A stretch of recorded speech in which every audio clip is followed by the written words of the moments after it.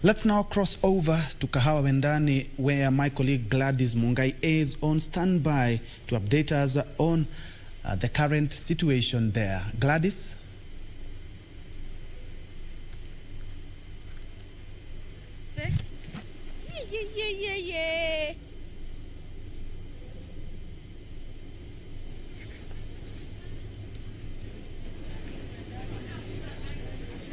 Good afternoon, Ben. Indeed, we are coming to you live from Kahawa Wendani Primary School, where the Kahawa Wendani by-elections are currently underway. This is an exercise that started early in the morning, but from the information we are getting on the ground is that the exercise started 1 hour late, owing to the fact that some polling station or some agents of some particular parties didn't have the documentation that would necessitate them to oversee the whole exercise.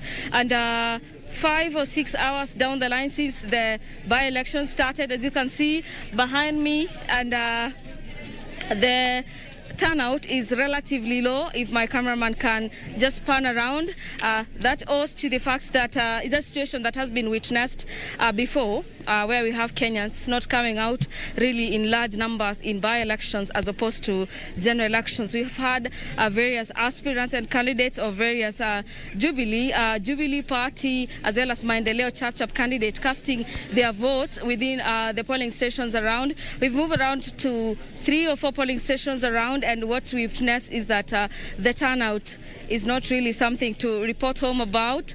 And in regards to the election laws, is that the polling station will be closed. That is 5 p.m. in the evening. That means that people still have a few hours to come out and cast their votes in favor of their candidate to replace the MCA who passed on, that is Cyrus Omondi, who happened to pass away in a foreign country, and his brother, one of them, Kevin Ocheng, happens to be one of the persons who are in the front run to get to replace him or to take his position.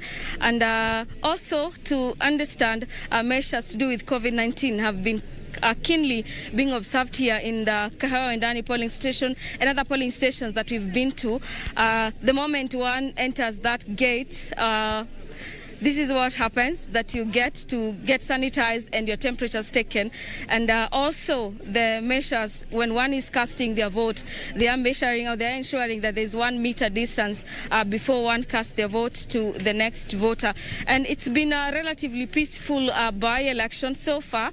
We've not been able to note any type of anomaly so far, but the people are still tweaking in one by one, getting to cast their vote. But as I said, the population has been relatively low in terms of guys coming to cast out their votes. That is the latest from Kahawa Wendani Primary School, and I'm informed that the tallying center for this exercise will be happening in Ruiru, where we'll get to understand who gets to take away this position. Back to you, Ben.